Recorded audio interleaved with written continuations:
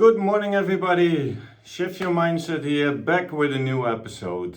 And this episode will be about scriptures JWs don't like. Because I've had a lot of conversations with JWs when I was still in. I didn't understand a lot of scriptures. And when I was out, I had a lot of discussions or conversations about certain scriptures and what the meaning is behind some Bible scriptures. And why is that? Because my experience is that a lot of scriptures in the Bible must be seen in a context, in a bigger picture. But also some scriptures are in contrast with each other. So we all know that the JWs have certain scriptures they like, but other scriptures prove that they can do something else in that situation. Like the two-witness rule, they apply to things. But there are also scriptures about that there wasn't a second witness and that person was still punished. So if you apply that to the CSA cases and you apply that scripture, then you can let go of the two-witness rule, because it's never that there's a second witness with certain things, circumstances in life that can happen to a person. So my problem with it is they just pick the scriptures that there are in their advantage. But I've had a lot of conversations and I've come to a few scriptures now that are plain and simple for me, and most of the time they just walk away, get angry, or ignore you. And I want to share those scriptures with you guys today. Let me know if you have another scripture that they have trouble with, that they can't cope with, that they can't process in here, and then the mind shuts down and then they go in flight mode, attack mode, or whatever. We all experience that. So the first one is Proverbs 17:17. And it's an important one for me. And that's how I think life should be. Because it said, a true friend shows love at all times. And that's what I'm excited about. It's about unconditional love. A true friend is there for you when you get your degree, when you achieve something nice. He's not jealous about you, but the true friend is also there for you when you need him the most. When you have car trouble in the middle of the night, when you're standing next to the road, you want to fix a gutter and he's going to help you. When you have whatever it is, you have problems, you want something to talk to, it's late at night, but you can call that person because he's a friend at all time. And I've used this scripture a few times, not to confront people, but to just let them feel how I feel about being a good friend. Because Jehovah's Witnesses have the tendency to act high and mighty, that they are the most loving people in the whole planet, and that they have true love and stuff like that. But if you are not an active JW, you already experience this. Because I ask them, does this scripture say show love to someone when he attends the meetings? Or show love when someone is present in the ministry? That's conditional. No, a true friend shows love all the time. Punto. That's all. There's not debating about if you have a talk on the stage, then you are a true friend. If you do this, then I can be a true friend of you. If you do that, then I be a true friend. No, true friend loves all the time. Even when you're disfellowshipped, he loves you. Even when you're feeling depressed, even if you're not going into ministry, a true friend loves you for who you are. And that's my problem. This scripture, I used it a few times and they always run away from this one. And oh, you're negative and blah, blah, blah, blah, blah. No, I'm not negative. I'm just extremely positive because it's about unconditional love. You be there for someone without a condition. But let me know if you used this one before. You get very interesting reactions. And you see them crumble every time when you use this one. Because they know deep down inside it's hypocritical to be in another way like they do with their own people. Second one, Matthew chapter 7:15. Watch out for false prophets. They come in sheep clothing, but inwardly they are ferocious wolves. By their fruit you will recognize them. Do people pick grapes from thorn bushes or figs from thistles? Likewise, every good tree bears good fruit, but a bad tree bears bad fruit. A good tree cannot bear bad fruit, and a bad tree cannot bear good fruit. Every tree that doesn't bear good fruit is cut down and thrown into the fire. Thus, by their fruit you will recognize them. And that's just the beginning of what we all know, and that is Deuteronomy 18:20-22. But a prophet who presumes to speak in my name anything I have not commanded, or a prophet who speaks in the name of other gods, is to be put in death. You may say to yourself, how can we know when a message hasn't spoken by the Lord? If what a prophet proclaims in the name of the Lord doesn't take place, or come true, that's a message the Lord has not spoken. That prophet has spoken presumptuously. Do not be alarmed. This is one of the most important Bible scriptures that apply to the governing body, because we saw that beware of false prophets in Matthew, and in Deuteronomy there's the explanations about what is a false prophet. It's someone who proclaims in the name of the Lord something that doesn't take place or come true. What doesn't take place? What isn't coming true? What isn't coming true is all those prophecies about the end is in 1933, 1925. The most important we know, 1975. The Lord has never spoken about a date of Armageddon in the scripture. And someone is a false prophet if he proclaims in the name of the Lord, if what a prophet proclaims in the name of the Lord doesn't take place. So the governing body, not in theory, but in practice, showed us that they are false prophets. Millions who are now living are never gonna die. All those things in the scriptures, in the awakes, in the Watchtower publications, everything they proclaim in the name of Jehovah isn't taking place.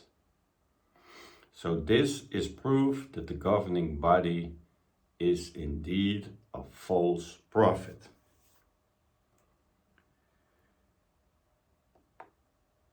And I always, this third one, I always see in the congregation sometimes that a brother wasn't taking care of his family like the elders think you have to be providing for your family.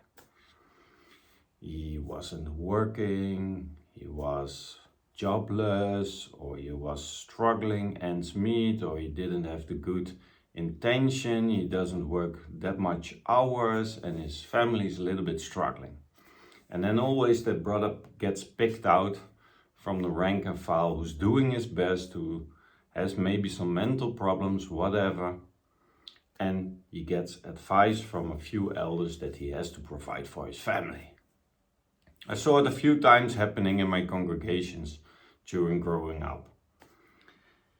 And I remembered that this morning. So 2 Corinthians, for in what respect is it that you became less than the rest of the congregation, except that myself didn't become a burden to you? Kindly forgive me this wrong. Let him do hard work, doing good work with his hands, so that he may have something to share with someone in need. That's the advantage of working, that you can always share something with another person in need. That's the first red flag, because person in need, my experience is they don't get help that much. Sometimes they even don't know about that you need help. And we have to know our sheep, right? 1 Thessalonians, surely you remember, brothers, our labor and toil. We were working night and day so that we wouldn't put an expensive burden on any of you. Nor did we eat anyone's food for free. Also 2 Thessalonians. On the contrary, by labor and toil, we were working night and day as not to impose an expensive burden on any of you. And I was thinking, who is having an expensive burden on us in the congregation while I was a Jehovah's Witness? That was the circuit overseer. He didn't have a job.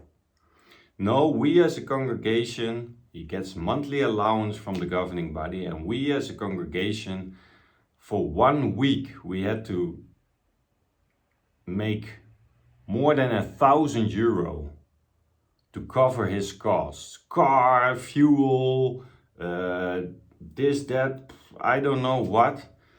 But so they are getting big money from congregation to support like a circuit overseer or a Bethelite or whatever.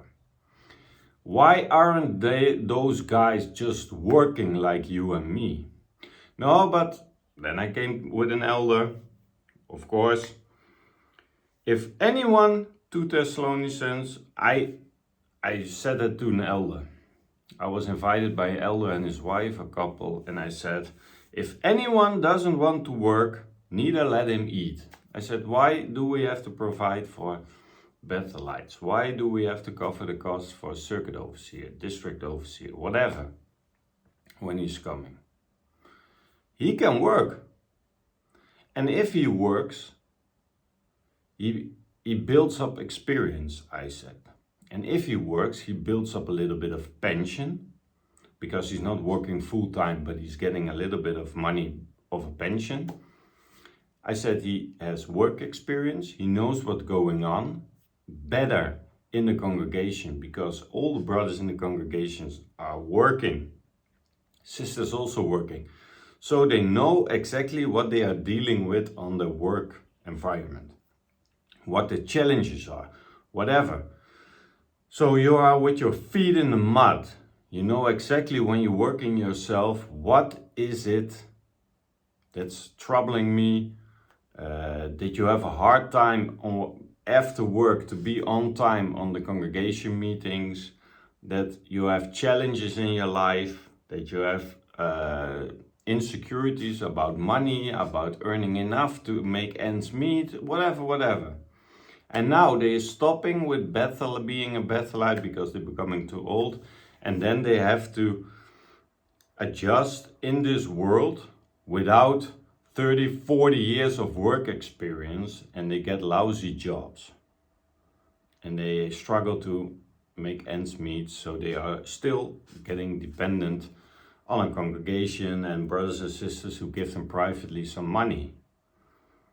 And then he say, yeah, but they do important work, that elder. They do important work, they dedicate their life to Jehovah, blah, blah, blah, blah, blah. And then I remembered something and I throw it in front of his feet of that elder. I said, do you think that Peter was the other one. I believe it was Paul. Do you believe he was one of the governing body in the first century? He said, yeah, he's an important one. If he was living in this time, he surely would be a governing body member. I said, okay, let's say yes. You say yes. He was first century governing body. I said, what was his profession?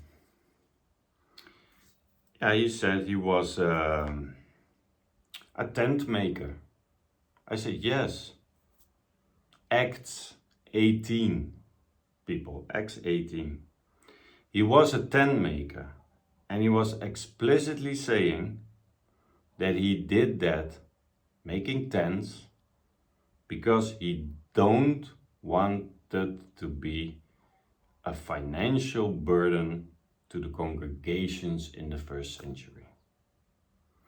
So he said, thank you for the donations, but I keep my profession. I'm still making tents because I want to be reliant on my own. I want to do it my own way. I want to provide for myself because he understands the scriptures that if someone doesn't want to work, he doesn't eat. And he was working. And he could be a governing body member in this era, in this timeline.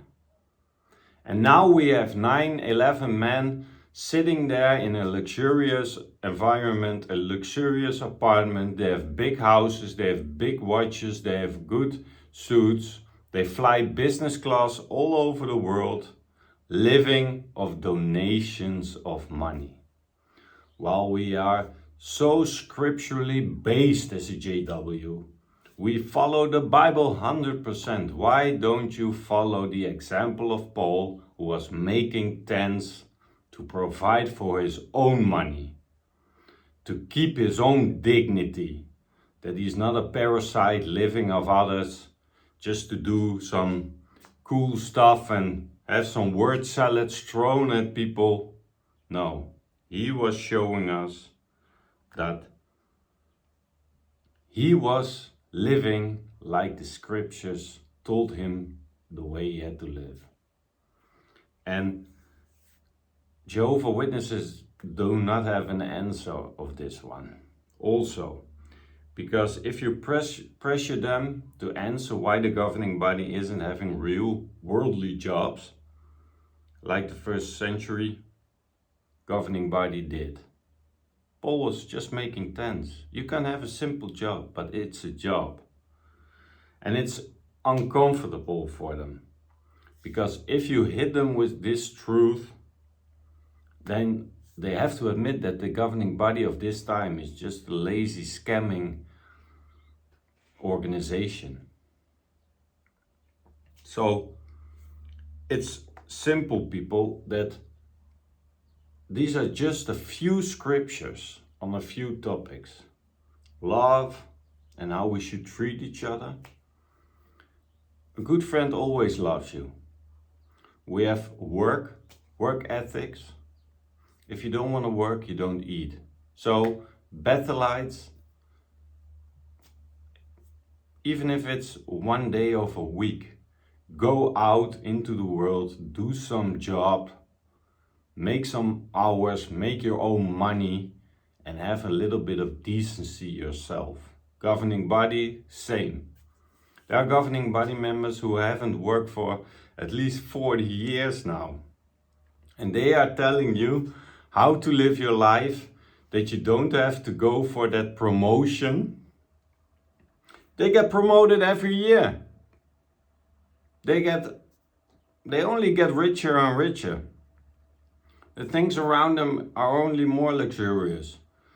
But you have to decline a promotion on your work, what makes your life a lot easier, because it's a big difference. A few €100 or dollar a month can make a big difference because you have to take care of your children. And maybe if you get the promotion, you can also provide something for an orphan or a widow in your congregation. You can do something extra because you also want to donate something to the Watchtower. You also want to have a little vacation because you need time off. It's all understandable. But if you can get a promotion and you will have to work a little bit more maybe, but you get €500 or dollar a month more, how much good can you do with that 500? Maybe you can pay off some little bit of your mortgage. Maybe you can help someone in need in your congregation. It's all getting tougher for us. Inflation is rising, whatever. Groceries are getting more expensive. And they tell you, don't follow higher education, don't pursue your promotion, don't do your best on your job. It's only temporary, there's a paradise coming, blah, blah, blah. But they are not feeling what you are feeling. They don't have that stress that tomorrow your job can be gone, that you're getting fired, that there's a reorganization in the company, whatever. Every week you have that stress, fear, anxiety, that it can be your last day somewhere, that it can end something, whatever. So don't get fooled, people, by the scriptures. I just showed you a few scriptures on a few different topics, and my experience is that nobody gives you an answer to this. When I had my conversation with that elder about Paul being a tent maker and providing for his own, that was the last time I visited that couple in the weekend, because they didn't like what I was just having a conversation and an open discussion. And prove me wrong. When I'm wrong, prove me wrong. No problem. I can take it. But they get angry. They're gonna ignore you. Your bad association, all that labeling stuff around it shows me, the first scripture: a true friend is always there for you in all times. And these kind of things show you who your true friends are, people. So that's it for today. Thank you for watching. Let me know if you can recall some scriptures that JWs also don't have an answer to. I'm happy to hear them. I just picked a few of them. There are way more scriptures, but let's see. Maybe you can use these ones to see what the reaction is by other JWs. If you just try to reason, and not from starting a battle, but just to, I always hope that I can ignite something in them that they think, yeah, why? Yeah, I want to be a true friend, but why are all these conditions there? And that they start their critical thinking and making up their mind for their own.